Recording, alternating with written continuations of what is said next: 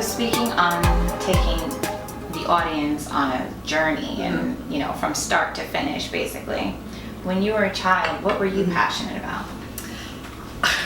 So it's funny. So I've always wanted to be in the medical field. And so when I was a child, I said I wanted to be either a pediatrician, a radiologist, or a sports medicine doctor. I don't know where the radiologist and the sports medicine doctor came into play, but the pediatrician, I was actually very gung-ho on that until I went to school and I did my pediatric rotation, and I was like, why not? This is not it. I was like, this isn't it. No. It takes a very special person to be able to deal with sick children. And I was like, this is not my calling. This is not my calling. But I knew that I wanted to do something in the medical field. And so before I applied to NP school, it was about tapping back into that childhood dream of, Shahnaz, you knew you wanted to do something in the medical field, but why have 5+ years lagged since you graduated undergrad? Right. Why have you not applied to any sort of grad schools? Why are you just waiting? And so I had to have those real conversations with myself. Okay, so that was a childhood dream. So we have dreams, but then they eventually, or something new, becomes our purpose. When did you discover your purpose? Yeah, so I always say that I feel like I have multiple purposes, and it depends on the season in my life. So right now, being a nurse practitioner, I feel like will always be my purpose. I love serving my patients, and it requires me to be emotionally vulnerable with them, which is something that I'm constantly practicing on how to get good at, because going into work, some places where if you work in an office where you're just dealing with like money all day, you're just dealing with, it's very transactional, it's very different. But here in this workplace, you go into an exam room, you're dealing with patients who have cancer. They're very open, they're very emotional.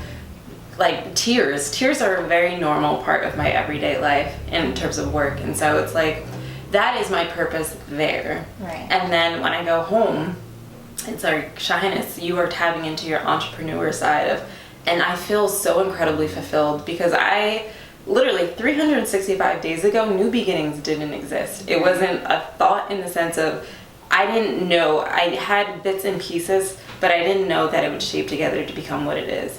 And so going home and learning new lingo and learning all this technology and Photoshop and flyer design and event plan, like all of these things that I did not know, and it's giving me a different level of fulfillment that I didn't think that was possible. So I feel like that is my purpose, and finding that was I followed the breadcrumbs. I was introspective. I realized I knew what was missing in my life in terms of dreaming, so I can only imagine what's missing in the lives of other women. Very true. Very true. So what makes you forget about the world around us? Okay, so this world it's crazy. 2 shootings in less than 24 hours, and now I think the count is 31 which is crazy, that have passed. And I don't know if you saw the video footage of Times Square last night, and a motorcycle backfired. Everybody ran as if there was gunshots again, like we're all living in fear. So how do you kind of just block all of that out and stay focused on what you're destined to do? Yeah, it's hard. It's hard when all you turn on the news, when you go on social media, you just see gun violence, you see people getting shot, you see black men, black women every day fighting for their lives. It's so incredibly difficult. And so for me, it's about creating some sort of solitude before I start my day. And I've been trying to be more intentional about this. So having some sort of quiet time, having a time to reflect, having a time to meditate, having a time to pray and read the Bible, and to figure out like, okay, you almost have to re-ground yourself every day before you leave your house and say, hey. And so in addition to that, I do declarations. So as I'm on my way to work, as I'm driving to work, I recite several declarations about making it very intentional about how I'm setting off my day. So this day is going to be great. It's going to be positive. Great things will come my way. I have peace. I have peace of mind. Nothing will attack me. No disasters or anything. And so it's about being intentional about how you begin your day. I mean, I used to, start my day off with listening to like Breakfast Club or radio or the news, and I just found that I would just be so anxious throughout the day because my mind wasn't set in a place of, okay, what is the purpose of this day? What am I setting myself out to do today? I agree with that, how it's all about how you start your day. I try to do my devotions first thing in the morning. The only thing that prevents me from that is if my twins, which we love, are up earlier than they normally are. That's the only thing that will prevent me. But I do find that I need to ground my mind in the morning. It's so important. It is, because it's so much going on. And especially if I want to stay focused on one particular thing or a couple things throughout that day. It's so hard to just wake up, and I'm more flustered when I don't have my devotion. I notice that. Yes. So I think that's very important. And it's part of self-care also. So that's a good point. Speaking on self-care, what are, besides your devotions and your declarations, what else do you do pertaining to your self-care routine? Therapy. Therapy. Therapy. It's something that can be so taboo, and I love that it's becoming more normalized, a more normalized conversation, especially in the Black community. But therapy is essential, especially when you've had traumatic events in your life, or even if you haven't, even if you've just gone through life itself. If you hold that up and bottle that up inside yourself, it's going to come out in some way, somehow. You're either going to be irritable, you're going to be upset, you're going to be on edge, you're going to be anxious. It's going to come out some way, somehow. So you don't actually have to sit down physically with a therapist. I encourage it. But I also, if you're like, you know what, I don't have the time to do that, I don't have insurance to cover that, you need to find a place where you can vent. And so there are also online therapists, therapyforblackgirls.com, which is amazing. And so it's something that you need to do. And sometimes, you know, we pray, we talk to our families, we talk to our spouses, children, what have you, but you also need that unbiased opinion that's gonna be like, you know what, sis, you're tripping, okay? I agree. Like, they're not gonna yes you, they'll be like, reel it back in.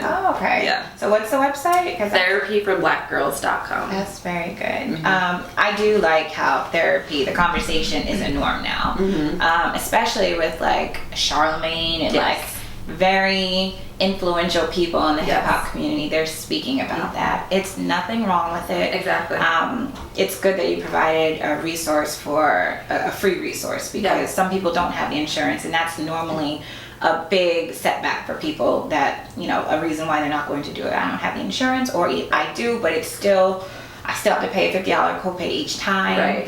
So I don't know what their sliding scale is or how they work with insurance, but I do know that several people do it. It's a very convenient thing, because another setback is transportation or getting there or the follow-up through it. And so it kind of limits a lot of those excuses.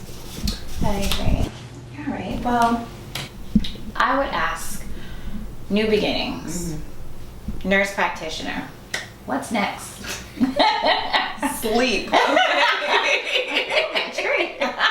Sleep. Oh, that's important. Yes, that is important. It's a part of self-care. Yes. What's next? And so I've been doing grief support sessions at my church in Jersey City.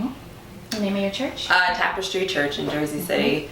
And so I've been doing them for the past 6 or so months, and it is incredibly beneficial. It's helped me in my own grieving process, and then helping other people grieve in a way that normalizes the conversation. It provides effective tips and tools, but then it also provides you with a community. It provides you with a community of people who get it, and they're not just going to say, oh, you know, I'm praying for you, and that's all well and good, but someone who's actually going to sit and listen, and they can relate, and they know what you're going through, is game changer. So I've really been, you know, really thinking and praying about, like, how do I take this to the next level, in the sense of, right now I'm doing it with a structured program, which is great because it provides a video and discussion, but there's a lot that's missing from the content that I want to be able to really fill in the gap and really fill in the hole to give the attendees more.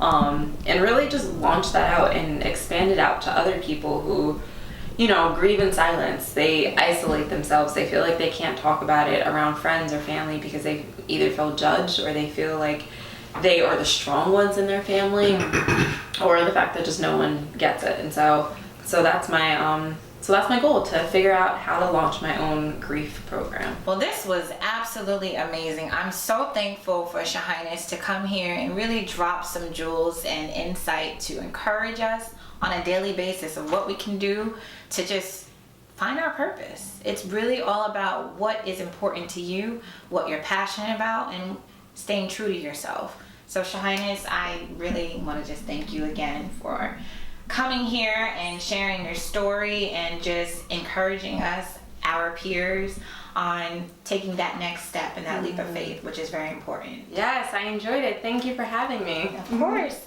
And let's just one more time share all of the information about your event, how they can follow you, how they can purchase tickets, and if you have a deadline for your ticket purchases. Yeah, so ladies, September 14th, Jersey City, New Jersey, Liberty Prime Steakhouse and Gallery, 111 Montgomery Street. We are going to have a full day of events. It's going to be amazing. Go to unlocked2019.eventbrite.com for tickets, or follow us on Instagram, New Beginnings Brunch. Also on Facebook, New Beginnings Brunch. No deadline for tickets, but please do not wait until the last minute of September 13th, because I cannot guarantee that they will be available. They are going fast, so we hope to see you there. Peers, thank you so much for tuning in for today's episode. Make sure that you leave a comment, because I know that Shahnaz would love to hear the feedback, and so would we.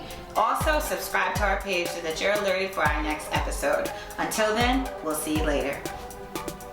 Thank you.